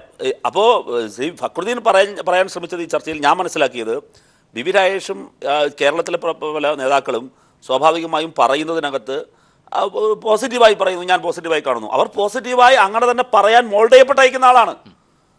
അതുകൊണ്ട് ആ പറയുന്നവരുടെ രാഷ്ട്രീയം RSSന്റെ രാഷ്ട്രീയം തമ്മിൽ വ്യത്യാസമാണ് രാജേഷ്. അതായത് പല കാലങ്ങളിലായി തള്ളുന്നു കൊള്ളുന്നു, വീണ്ടും അതായത് തുടങ്ങിയിട്ട് 1-2 വർഷം അല്ലെങ്കിൽ ഈ പറയുന്ന നിങ്ങളുടെ MP ആ സ്ഥാനത്തിരുന്നു കൊണ്ട് അവർ വീണ്ടും പറയണം. അതുകൊണ്ടാണ് ഇതിൽ BJP ബാക്ക്ഗ്രൗണ്ടിൽ കളിക്കുന്നോ എന്ന ഒരു ചോദ്യം വരും. താങ്കൾ പറഞ്ഞതുപോലെ നടപടി എടുത്തിട്ടുണ്ട്. എന്ത് നടപടിയാണ് എടുത്തിട്ടുള്ളത്? ഈ പ്രസ്താവന, അതായത് മുസ്ലിം സ്ത്രീകൾ ചെരുപ്പിനേക്കാൾ കഷ്ടമാണ് അവരുടെ അവസ്ഥ എന്ന് അദ്ദേഹം പ്രസ്താവന നടത്തുന്നു. ദളിത് പെൺകുട്ടിയുടെ ഈ ജീൻസ് പൊതുമധ്യത്തിൽ ഊരുന്നു. ഈ ഘട്ടത്തിലൊക്കെ ഏറ്റവും കൂടുതൽ പ്രതിരോധത്തിലാകുന്ന തലത്തിലേക്ക് BJP എത്തിയിട്ടുണ്ടെങ്കിൽ അന്നൊക്കെ എന്ത് നടപടിയാണ് എടുത്തിട്ടുള്ളത്? ഇവിടെ അതിന് മറുപടി തരാം. റെലവൻ്റാണ് ചോദ്യം, മറുപടി തരാം. ഇവിടെ റഹീം പറഞ്ഞല്ലോ, പുറത്ത് രാജേഷയൊക്കെ പുറത്തിങ്ങനെ പോളിഷ്ഡായിട്ട് പറയുന്നു, അങ്ങനെ മോൾഡ് ചെയ്തതാണ് ഇവരുടെ രാഷ്ട്രീയം. ഞാൻ പറയുന്നത് ഞങ്ങളൊക്കെ തന്നെ, ഞങ്ങളുടെ മാതൃസംഘടന രാഷ്ട്രീയ സ്വയംസേവക സംഘം തന്നെയാണ്, RSS തന്നെയാണ്. പ്രത്യയശാസ്ത്രം ഉൾക്കൊണ്ടിരിക്കുന്നത് RSSൽ തന്നെയാണ്. ഞങ്ങൾക്ക് അതിനെന്തിനാ മറയുടെ ആവശ്യം? ഞങ്ങൾ എന്താണോ പുറത്ത് കാണുന്നത് അത് തന്നെയാണ് ഉള്ളിൽ. ഇവർ പ്രചരിപ്പിച്ചല്ലോ, ശ്രീ നരേന്ദ്രമോദി RSS ആണ് പ്രചാരകൻ എന്നൊക്കെ. ആ പ്രചാരകൻ ഇന്ത്യ ഭരിക്കട്ടെ, ഒറ്റയ്ക്ക് ഭരിക്കട്ടെ എന്ന് ജനം തീരുമാനിച്ചു. RSSന്റെ നിലപാടാണോ ഈ പറയുന്ന സാക്ഷിയുടെ? ഞാൻ ഇത് പറയുമ്പോൾ അതിലെന്തിനാ കണക്ട് ചെയ്യുന്നത്? ഞാൻ ഇത് പറയുമ്പോൾ ഞങ്ങളുടെ ഉള്ളും അകവും പുറവും എന്താണെന്ന് ഞാൻ വിശദീകരിക്കുമ്പോഴേക്കും അതിനെ നേരെ എടുത്ത് ഈ സ്റ്റേറ്റ്മെൻറ്റിലേക്ക് കൊണ്ടുപോകരുതേ. ഇനി വേറൊന്നുകൂടെ പറയട്ടെ. ഇവിടെ റഹീം പറഞ്ഞു, നിങ്ങൾ 90കളിൽ രാമജന്മഭൂമി ഉയർത്തി, ഇപ്പോഴും നിങ്ങൾ അതിൽ നിൽക്കുകയില്ലേ, നിങ്ങൾ ദാരിദ്ര്യമല്ലേ പറയേണ്ടത്? റഹീമിനെ അവരുടെ പാർട്ടി 2 സംസ്ഥാനം ഭരിച്ചിട്ടുണ്ടെന്ന് ഞാൻ സമ്മതിക്കുന്നു. പക്ഷേ അതിൽ ഡീപ്പായിട്ട് കുറച്ചുകൂടി ഒരുപക്ഷെ അത് റഹീം ബോധപൂർവ്വം പറയാത്തായിരിക്കും, അറിയില്ലാത്തതുകൊണ്ടാണ് ഞാൻ പറയുന്നില്ല. റഹീം ജനങ്ങളെ സ്പർശിക്കുന്ന പ്രശ്നങ്ങൾ, അതോടൊപ്പം തന്നെ രാജ്യത്തിൻ്റെ പൈതൃകം, പാരമ്പര്യം, ദാരിദ്ര്യ പ്രശ്നം, ബഹിരാകാശത്തേക്ക് റോക്കറ്റ് വിക്ഷേപിക്കുന്നത്, ചികിത്സാ പദ്ധതി, വിദ്യാഭ്യാസ പദ്ധതി, ഇതൊക്കെ തന്നെ സൈമിൾട്ടേനിയസ്, ഇതൊക്കെ തന്നെ ഒരുമിച്ച് കൈകാര്യം ചെയ്യുന്നതാണ് ഗവൺമെൻറ്. രാമജന്മഭൂമി പ്രശ്നത്തിൽ പ്രാധാന്യം പറയുമ്പോൾ തന്നെ ഡിജിറ്റൽ ഇന്ത്യ ആകണം, ദാരിദ്ര്യം മാറണം, കാർഷിക മേഖല മെച്ചപ്പെടണം, ഇതൊക്കെ പറയുന്നതാണ് ഭരണകൂടം എന്ന് പറയുന്നത്. ഇതെല്ലാം കൂടി 1000 കാര്യം ഒരേ സമയം കൈകാര്യം ചെയ്യുവാനുള്ള കെൽപ്പുള്ള രാഷ്ട്രീയ നേതൃത്വവും ഭരണ നേതൃത്വവും ഞങ്ങളുടെ പാർട്ടിക്കുണ്ട്. അതുകൊണ്ടാണ് ഞങ്ങൾ 1 നിന്നും 9, 10, 12 സംസ്ഥാനവും രാജ്യവും ഭരിക്കുന്നത്. ആ കെൽപ്പ് നിങ്ങളുടെ പാർട്ടിക്ക് ഇല്ലാത്തതുകൊണ്ടാണ് പാർട്ടി ആക്രമണങ്ങൾ മാത്രം നടത്തി ചില സ്ഥലങ്ങളിലൊക്കെ തന്നെ. റഹീം പറയുകയാണ് ആക്രമണത്തെക്കുറിച്ച്. പാലക്കാട് ചുട്ടുകൊന്നു, ഒരാളിന്ന് മരണപ്പെട്ടു. ഒരു പാവപ്പെട്ട BJP പ്രവർത്തകൻ്റെ വീടിനെ തീയിട്ടു, 3 പേർക്ക് 4 പേർക്ക് പൊള്ളലേറ്റു, ഒരാളിന്ന് മരണപ്പെട്ടു. ചീമേനിയിൽ സുരേന്ദ്രനെ കൊലപ്പെടുത്താൻ നോക്കി. ഇക്കാര്യങ്ങൾ മാത്രമേ നിങ്ങൾ റിസർച്ച് ചെയ്തിട്ടുള്ളൂ, നിങ്ങൾ അതിൽ മാത്രമേ എക്സ്പെർട്ട് ആയിട്ടുള്ളൂ. പക്ഷേ 1000 കാര്യങ്ങൾ ഒരു സമയത്ത് ചെയ്ത് നമ്മുടെ രാജ്യത്തെ ലോകത്തിൻ്റെ ഏറ്റവും വലിയ തലത്തിലേക്ക് എത്തിക്കുവാനുള്ള ശേഷിയും കെൽപ്പും ഞങ്ങളുടെ പാർട്ടിക്കുണ്ട്. അതുകൊണ്ട് സ്വാഭാവികമായും ഞങ്ങൾ രാമജന്മഭൂമിയോടൊപ്പം തന്നെ ദാരിദ്ര്യവും കൈകാര്യം ചെയ്യും. That is what is BJP. പക്ഷെ അതിനിടയ്ക്ക് ഇവരെയൊക്കെ നിയന്ത്രിക്കാൻ കഴിയാതെ പോകുന്നു എന്നുള്ളത് ഒരു പ്രശ്നം തന്നെയാണ്. അല്ലല്ലോ, നാവിന് കടിഞ്ഞാണിടാൻ കഴിയാതെ പോകുന്നത്. എൻ്റെ പ്രതീക്ഷ 10 കോടി ജനങ്ങൾ മെമ്പർഷിപ്പ് എടുത്തിട്ടുള്ള ഒരു പാർട്ടി, 10 കോടി ആൾക്കാർ മെമ്പർഷിപ്പ് എടുത്തിട്ടുള്ള ലോകത്തിലെ ഏറ്റവും വലിയ കേഡർ പ്രസ്ഥാനം. ആ പ്രസ്ഥാനത്തെ നിയന്ത്രിക്കാൻ കഴിയില്ലാത്തതുകൊണ്ടാണോ ആ പ്രസ്ഥാനം ഇങ്ങനെ ഈ രാജ്യത്തെ നയിച്ച് മുന്നോട്ട് പോകുന്നത്? പിന്നെ എന്തെങ്കിലും സംഭവങ്ങൾ ഉണ്ടായിട്ടുണ്ട് എന്നുണ്ടെങ്കിൽ സ്വാഭാവികമായിട്ട് പാർട്ടി പരിശോധിക്കും. ഉടൻ തന്നെ മറുപടി ഒന്നുമില്ല. നഖ്വിയുടെ ഇതുപോലെ ഒരു പാർട്ടി ഏത് പാർട്ടിയിലാണ് വരാൻ പോകുന്നത്? ഈ പറഞ്ഞത് തന്നെയാണ് BJP. ഞാൻ ഉറച്ചു പറയുന്നു, RSSനെ പോലെ അവരുടെ പാർട്ടിയെയും അണികളെയും നേതാക്കളെയും നിയന്ത്രിക്കാൻ കഴിയുന്ന വേറൊരു കേഡർ പ്രസ്ഥാനം ഇന്ത്യയിലില്ല. ഞാൻ സമ്മതിക്കുന്നു. അതുകൊണ്ടാണ് ഞാൻ പറയുന്നത് RSS അറിയാത്തവർക്ക് ഇത് പറയാനുമാകില്ല, ആവർത്തിക്കാനുമാകില്ല. ഇത് തന്നെയാണ് എൻ്റെ പോയിന്റ്. തീർച്ചയായും മടങ്ങിയെത്താം PV തോമസിലേക്കൊക്കെ ഇടവേളയ്ക്ക് ശേഷം. ശ്രീ PV തോമസ്, അതായത് എന്തായാലും ഇത്തവണ ജയിച്ചേ മതിയാവൂ. ബീഹാറിൽ അടിപതറിയതുപോലെ UPയിൽ അടിപതറിയാൽ പല കാര്യങ്ങളും ഭാവിയിൽ സംഭവിച്ചേക്കുമെന്ന ബോധ്യം നരേന്ദ്രമോദിക്കുണ്ടോ? അത്തരത്തിൽ പ്രയോഗിക്കപ്പെടുന്ന ഘടകങ്ങൾ ഒന്ന് തന്നെയാണോ ഈ ഹിന്ദുത്വ ജാതി രാഷ്ട്രീയം? ഈ ജാതി രാഷ്ട്രീയത്തിൽ നിന്നും ഉത്തരേന്ത്യൻ മേഖലയിൽ അത്ര പെട്ടെന്ന് മാറ്റി അല്ലെങ്കിൽ ഉപേക്ഷിക്കാൻ കഴിയാവുന്ന സാഹചര്യമല്ല എന്ന ബോധ്യം, അതാണ് പല തെരഞ്ഞെടുപ്പുകളിലും നമ്മൾ കണ്ടിട്ടുള്ളത്. ഇവർ പറയുന്നത് പോലെ ആണോ കാര്യങ്ങൾ? ഇത്തവണ പല കാര്യങ്ങളും പയറ്റുമ്പോഴും യാഥാർത്ഥ്യം, അതായത് തെരഞ്ഞെടുപ്പിൽ പ്രധാന എതിരാളി സമാജ്വാദി പാർട്ടിയാണെന്ന് പറയുന്നു. PSPയെ ചിത്രത്തിൽ പോലും കൊണ്ടുവരാൻ അമിത്ഷാ വളരെ തന്ത്രപരമായ നിലപാടെടുത്ത് ഒരു വാക്ക് പോലും മിണ്ടുന്നില്ല. ഇത്തരത്തിൽ യാഥാർത്ഥ്യങ്ങൾ എങ്ങനെയാണ് UPയിൽ മനസ്സിലാക്കേണ്ടത്?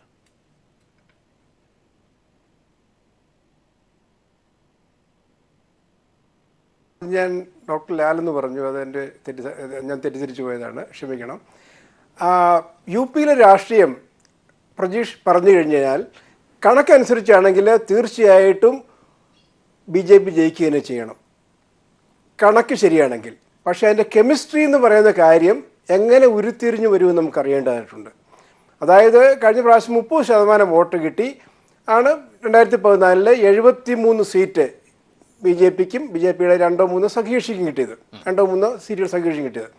അപ്പോൾ അത് വെച്ച് നോക്കുമ്പോൾ എന്ത് മാറ്റമുണ്ടായി അതിനുശേഷം? 2014 നിന്നും 2017 വരുമ്പോൾ എന്ത് മാറ്റമുണ്ടായി? എങ്ങനെ ഇത് മാറ്റും, എങ്ങനെ സ്വിംഗ് ഉണ്ടാകും എന്നുള്ള കാര്യം നോക്കിയാൽ അത്രമാത്രം ഒരു സ്വിംഗ് ഉണ്ടാകുമോ, വോട്ട് മാറ്റം ഉണ്ടാകുമോ?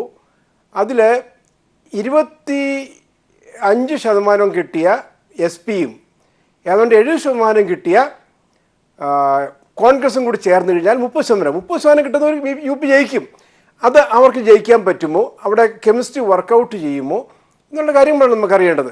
പിന്നെ BSPയുടെ ഒന്നും കിട്ടി, ഒറ്റ ലോക്സഭാ സീറ്റ് കിട്ടിയില്ല 2014. പക്ഷേ 18% വോട്ട് കിട്ടി.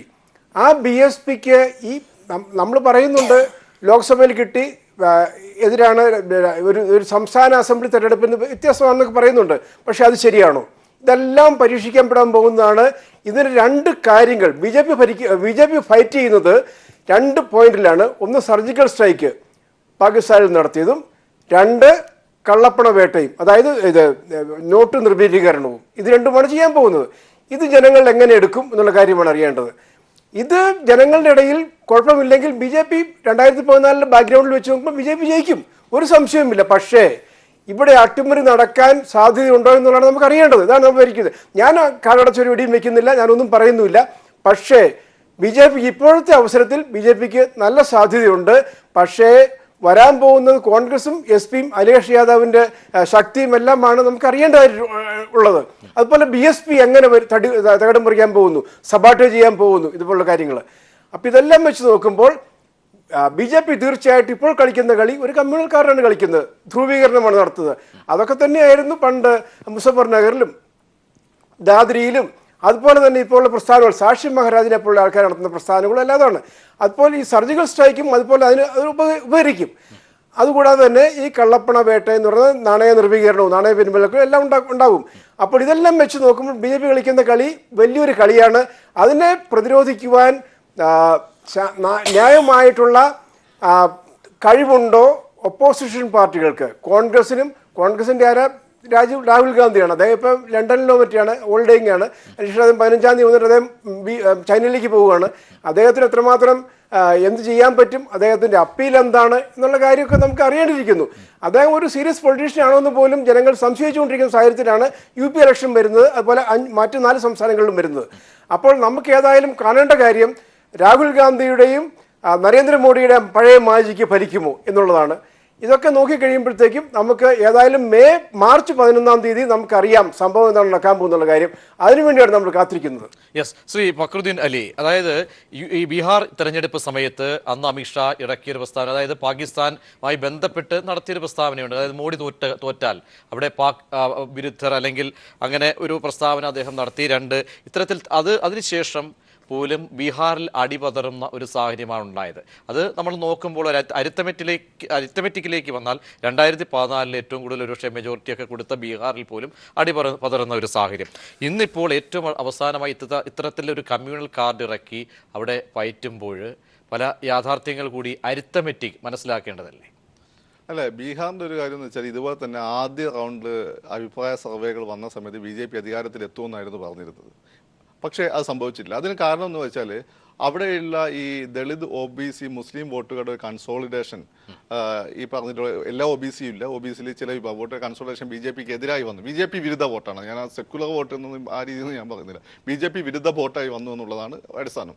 ഇപ്പം ബീഹാറിലെ ഇപ്പം UP യെ സംബന്ധിച്ച് നേരെ തോമസ് സാർ പറഞ്ഞ പോലെ ചിത്രം ഇനിയും വ്യക്തമാവേണ്ടതുണ്ട്.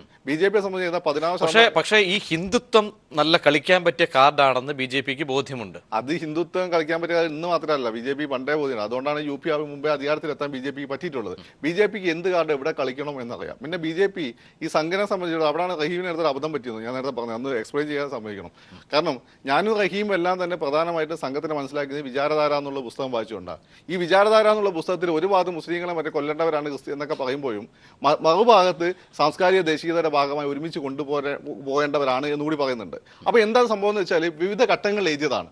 അപ്പോൾ ഇങ്ങനെ ഒരു ഭാഗത്ത് അതിശക്തമായ ഫാസിസ്റ്റ് അജണ്ടയും ഒരു ഭാഗത്ത് സെന്റർ റൈറ്റ് ഒരു പോളിസി BJPയെ സംബന്ധിച്ചിട്ടുണ്ട്. അപ്പം ഈ സെന്റർ റൈറ്റ്, ഞാൻ എൻ്റെ കുട്ടിക്കാലത്തൊക്കെ എൻ്റെ വീട്ടിൻ്റെ മുന്നിലൂടെയൊക്കെ BJPക്കാർ വിളിച്ചിട്ടുണ്ടെന്ന് എനിക്കറിയാം. പാകിസ്ഥാനിൽ ചേരുന്നു, ഞങ്ങളുടെ കൂടെ പാകിസ്ഥാനിൽ പോകുന്നു, ഞങ്ങളുടെ കൂടെ ചേരുന്നു. ഇന്ന് അങ്ങനെ വിളിക്കുന്നില്ല.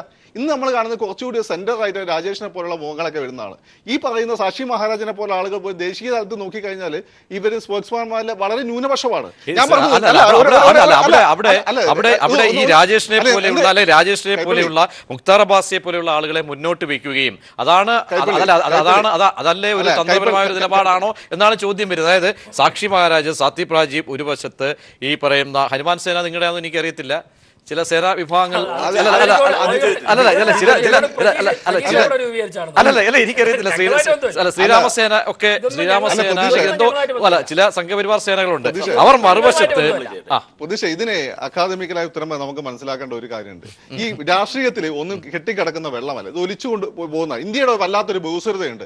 RSS അങ്ങനെ വൈൽഡ് ആയിട്ടുള്ള ഫാസിസ്റ്റ് ഡ്രീംസ് ഒക്കെ ഉണ്ടായിരുന്നു. പക്ഷേ RSS ഓരോ ഘട്ടത്തിൽ ഇന്ത്യയിൽ മുന്നോട്ട് പോയ സമയത്ത് അതിന്റെ ലിമിറ്റേഷൻസ് അവർ മനസ്സിലാക്കി പതുക്കെ ഇടയ്ക്കിടയ്ക്ക് അവർ സെന്റർ റൈറ്റ് മുമ്പ് അവർക്ക് ആലോചിക്കാൻ പറ്റാത്ത രീതിയിൽ സെന്റർ റൈറ്റ് നിലപാടുകളൊക്കെ അവർ വരികയും ചെയ്യുന്നുണ്ട്.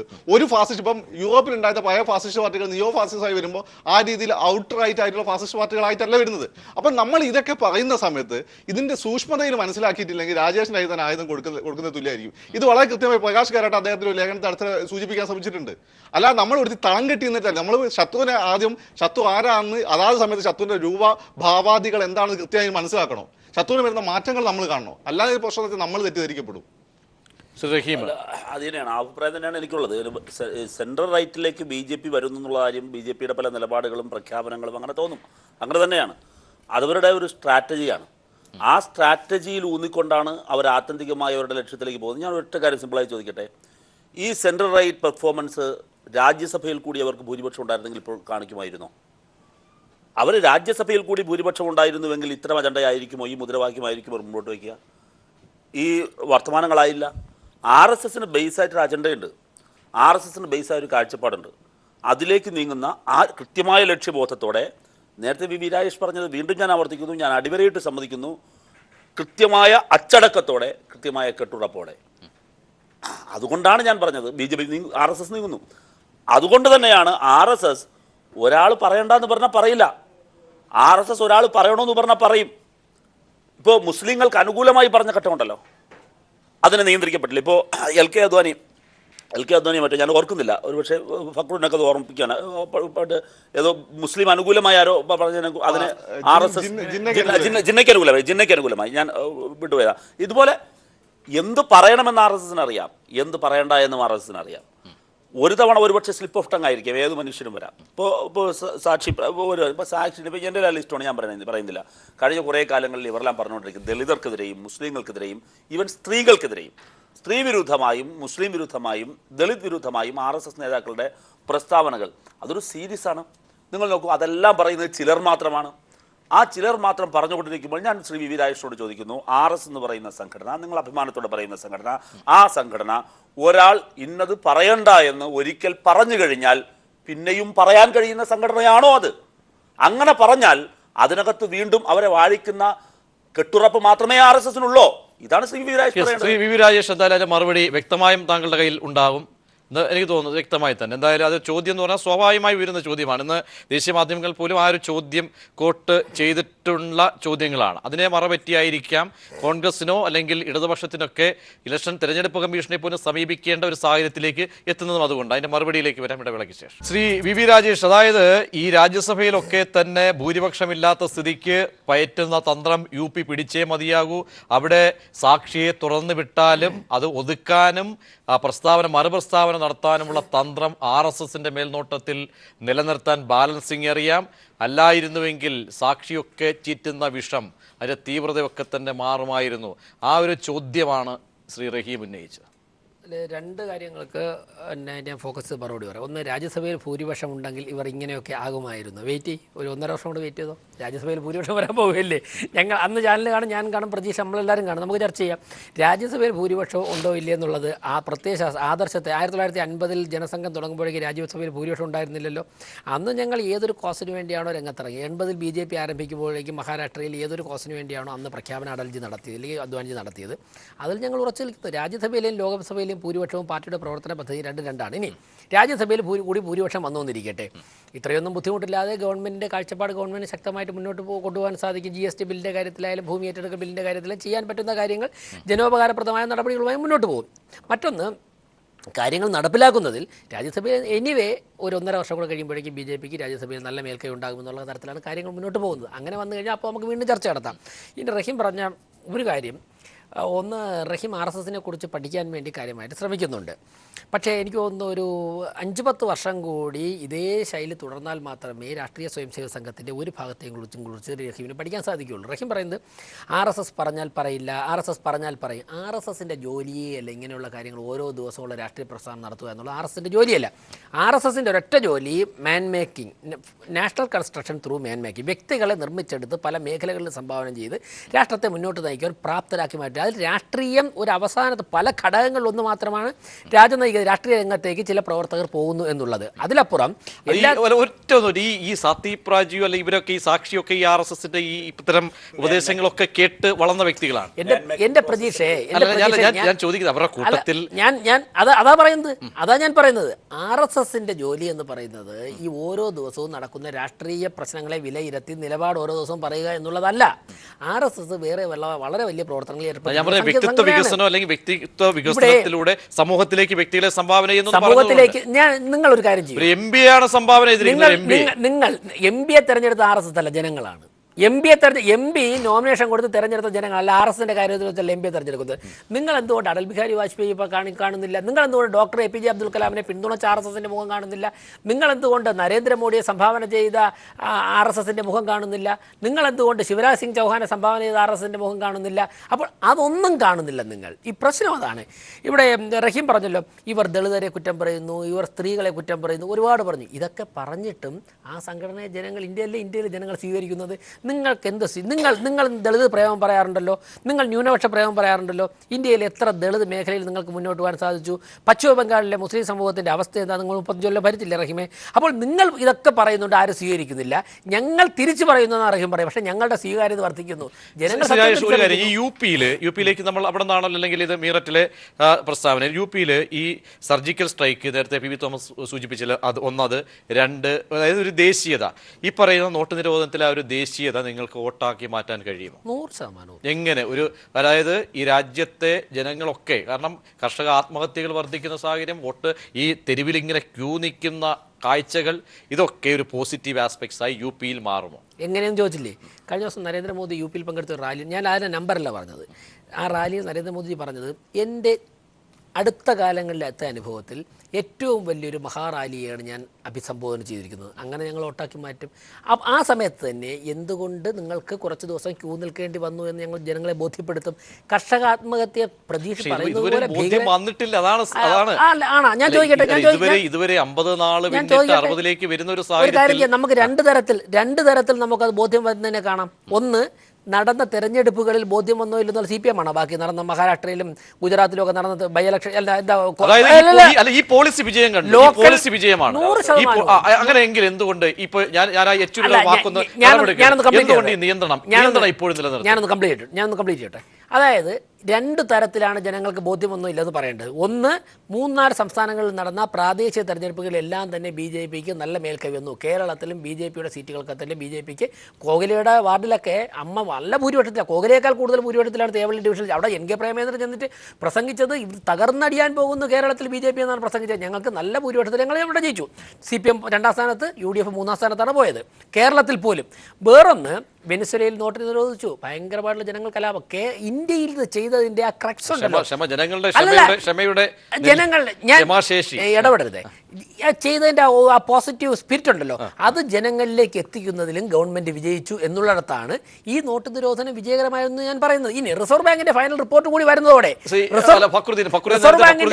നിങ്ങളെ ഫക്രുദ്ദീൻ RSSന്റെ കാര്യത്തിൽ സഹായിച്ച വ്യക്തി ശ്രീ ഫക്രുദ്ദീൻ നോട്ടിന്റെ കാര്യത്തിൽ ഇതെന്താന്ന് എനിക്ക് മനസ്സിലായി. ഞാൻ RSSന്റെ കാര്യത്തിൽ ഞാനൊരു അക്കാദമീഷ്യൻ എന്ന രീതിയിൽ ചത്തുപോകാതെ എന്ന ലൈവായിരിക്കുന്ന അക്കാദമീഷ്യൻ എന്ന രീതിയിൽ പുതിയ കാര്യങ്ങൾ കൂടി സംഗ്രഹിച്ചു. അല്ലെ RSS ഫണ്ടമെന്റൽ ഐഡിയോളജി വലിയ വ്യത്യാസങ്ങളാണ്. അതിനൊന്നും വ്യത്യാസം എന്നെ ബ്രാൻഡ് ചെയ്ത് നിങ്ങൾ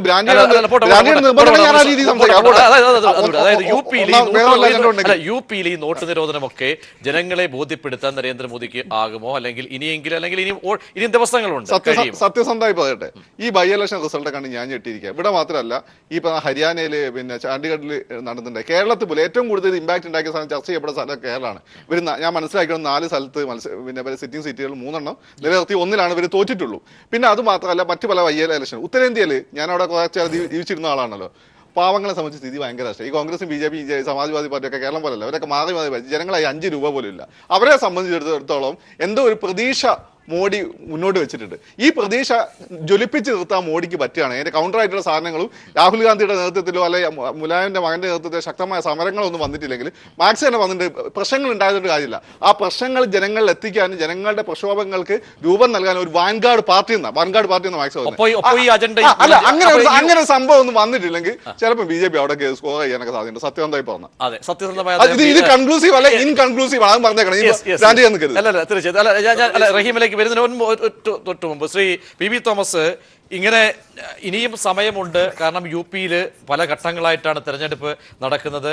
ഈ കമ്മ്യൂണൽ ഈ പ്രസ്താവനകളൊക്കെ BJPക്ക് ഗുണകരമായി മാറുമോ? അങ്ങനെയെങ്കിൽ താങ്കൾ സൂചിപ്പിച്ചതുപോലെ ഈ സർജിക്കൽ സ്ട്രൈക്ക്, ഈ നോട്ട്, ഈ 2 കാര്യങ്ങളും ബോധ്യപ്പെടുത്താനുള്ള സമയമുണ്ടെന്ന് എനിക്ക് തോന്നുന്നു. ആ സമയത്തിനകം ബോധ്യപ്പെടുത്തി കഴിഞ്ഞാൽ യു പിയിൽ ഇവർ പറയുന്നത് പോലെ 14 വർഷത്തിന് ശേഷമുള്ള ഒരു തിരിച്ചുവരവിനുള്ള സാധ്യതകൾ എങ്ങനെ? ഒപ്പം തന്നെ BSP എന്ന ഒളിഞ്ഞിരിക്കുന്ന ആ ഒരു അരിത്തമെറ്റിക്. പ്രജീഷ്, ഞാനൊരു കാര്യം പറയാം. അതായത് യു പിയിൽ ഇപ്പോഴത്തെ അവസ്ഥ അനുസരിച്ച്, അതായത് കണക്കനുസരിച്ച് 2014 കണക്കിൻ്റെ അടിസ്ഥാനത്തിൽ BJPക്ക് വരാനുള്ള സാധ്യതയാണുള്ളത്. BJP വന്നില്ലെങ്കിൽ തന്നെ അത്ഭുതപ്പെടാനുള്ളൂ നമുക്ക്. പക്ഷേ അഖിലേഷ് യാദവിൻ്റെ ഒരു റിസർജൻസും ഒരു മുമ്പോട്ടുള്ള ചായ്പും അതുപോലെ കോൺഗ്രസുമായിട്ടുള്ള ബന്ധവും വന്നു കഴിഞ്ഞ് കഴിഞ്ഞാൽ 30% അവർക്ക് കിട്ടാൻ സാധ്യതയുണ്ട്. ആ അരിത്തമെറ്റിക്സ് വർക്ക് ചെയ്യുമോ? ആ കെമിസ്ട്രി വർക്ക് ചെയ്യുമോ? അല്ലെങ്കിൽ BJPയുടെ കയ്യിലുള്ളത് എന്താണുള്ളത്? BJPക്ക് 2014 ബാക്ക്ഗ്രൗണ്ട് ഉണ്ട്, സർജിക്കൽ സ്ട്രൈക്കിൻ്റെ ഉണ്ട്, അതുപോലെ തന്നെ നാണയ പിൻവലിക്കലിൻ്റെ ബാക്ക്ഗ്രൗണ്ട് ഉണ്ട്. അത് ജനങ്ങളുടെ ഇടയ്ക്ക് അങ്ങനെ പോകുന്ന അറിയാൻ it's A double edged weapon. അത് 2 രീതിയിലും പ്രവർത്തിക്കാം. അതങ്ങനെ പ്രവർത്തിക്കും നമ്മൾ അറിയേണ്ടിയിരിക്കുന്നു. ഇതെല്ലാം വന്നു കഴിഞ്ഞാൽ BJPക്കും സാധ്യതയുണ്ട്. അതായത് 2014 വെറും 2-3 വർഷങ്ങൾക്ക് മുൻപ് 80-ൽ 73 ലോക്സഭാ സീറ്റ് കിട്ടിയ ഒരു പാർട്ടി പരാജയപ്പെടുകയാണെങ്കിൽ തീർച്ചയായിട്ടും അത് വലിയ തിരിച്ചടിയായിരിക്കും. ഇത് BJPയെ സംബന്ധിച്ചിടത്തോളം ജയിച്ചില്ലെങ്കിൽ തിരിച്ചടിയാണ്, ജയിച്ചു കഴിഞ്ഞു കഴിഞ്ഞാൽ സ്വാഭാവികമാണ് എന്നേ ഞാൻ പറയുള്ളൂ. ആ തിരിച്ചടി ഉണ്ടായാൽ ഈ നാണയനിർവീകരണവും മോഡിയുടെ നേതൃത്വവും 2019 ലോക്സഭാ ഇലക്ഷനും എല്ലാം BJPക്ക് തിരിച്ചടിയായിട്ട് വരും. അപ്പോൾ BJP അതിനനുസരിച്ച് അതുകൊണ്ട് എല്ലാ ശക്തിയും ഉപയോഗിച്ച് മുമ്പോട്ട് പോവുകയാണ്. BJP എന്താ ചെയ്യുന്നത്? ഈ സാക്ഷി മഹാരാജനെ പോലുള്ള സാക്ഷി മഹാരാജനെ ഒന്നും RSSോ അല്ലെങ്കിൽ BJPക്കാരോ ആരും തള്ളി പറഞ്ഞാലും അവരൊക്കെ കയറൂരി വിട്ടിരിക്കുകയാണ്. അവരും ഇതുപോലുള്ള പ്രസ്താവനകൾ നടത്തും. അവരിവരെ ഓരോ പോക്കറ്റുകളിൽ ഓരോരോ വോട്ടുകൾ ഉണ്ടാക്കാൻ ശ്രമിക്കും. അവിടെ ഈ ഉത്തരേന്ത്യൻ പൊളിറ്റിക്സിലെ ഹിന്ദുത്വ മുൻഗണന നൽകുന്ന ഒരു ഘടകമായതുകൊണ്ട് ഇതൊക്കെ ചിലപ്പോൾ BJP കൂടി പ്രതീക്ഷ നൽകുന്നതാണ്. അതുകൊണ്ടാണ് BJP തുടരുന്ന മൗനവും. BJP ചുരുക്കി വെറുതെ ഒന്നും പറയത്തില്ല. വളരെ പൊളിറ്റിക്കൽ അജണ്ടയും രാഷ്ട്രീയ അജണ്ടയും തെരഞ്ഞെടുപ്പിലൊക്കെ തന്നെയാണ് പറയുന്നത്. ശ്രീ വി രാജ് നേരത്തെ പറഞ്ഞു, ഞങ്ങൾ അങ്ങനെ പറഞ്ഞിട്ട് ഞങ്ങൾ ജയിക്കുന്നു, നിങ്ങളങ്ങ് ജയിക്കുന്നില്ല. അത് നിങ്ങൾ ജയിക്കാൻ വേണ്ടിയിട്ടാണ് പറയുന്നത്. ആ പറയുന്നത് കൊണ്ട്, നിങ്ങൾ ജയിക്കുന്നത് കൊണ്ടാണ് വീണ്ടും നിങ്ങൾ പറയുകയും നിങ്ങൾ ചെയ്ത കാര്യങ്ങൾ വീണ്ടും അതുപോലെ ചെയ്യുകയും ചെയ്യുന്നത്. അതാണ് ഞാൻ പറയുന്നത്. നിങ്ങൾ പൊളിറ്റിക്കൽ പ്ലേ ആണ്. ആ പൊളിറ്റിക്കൽ പ്ലേയിൽ നിങ്ങൾ ഇറക്കുന്ന ആ ഇക്വേഷൻ വിജയിക്കുന്നു എന്ന് മനസ്സിലാവുന്നുണ്ട്. വീണ്ടും വീണ്ടും പറയുന്നത്. അങ്ങനെയാണെന്നുണ്ടെങ്കിൽ അപ്പൊ ജനങ്ങൾ വിട്ടികളെന്നാണ് നിങ്ങൾ പറയുന്നത്. വോട്ട് ചെയ്യുന്ന ജനങ്ങൾ മണ്ടന്മാരാണ്. ഇക്വേഷൻസ് വെച്ചിട്ടാണല്ലോ ഇതെല്ലാം പോകുന്നത് പലപ്പോഴും. ജനങ്ങൾക്ക് ചിന്താശേഷിയില്ലേ? നിങ്ങളെ ജയിപ്പിച്ച ജനങ്ങൾക്ക് ചിന്താശേഷി. ഞാനൊന്ന് പറയട്ടെ, ജനങ്ങളെ ആകെ വിട്ടികളായി കൊണ്ടല്ല, ജനാധിപത്യത്തിന്റെ ശക്തി ഉള്ളത് കൊണ്ടാണ് ഇപ്പോഴും രാജ്യസഭയിൽ നിങ്ങൾക്ക് ഭൂരിപക്ഷം കിട്ടാത്തത്. നിങ്ങൾ തൂത്തുവാരിപ്പോഴും ഡൽഹിയിൽ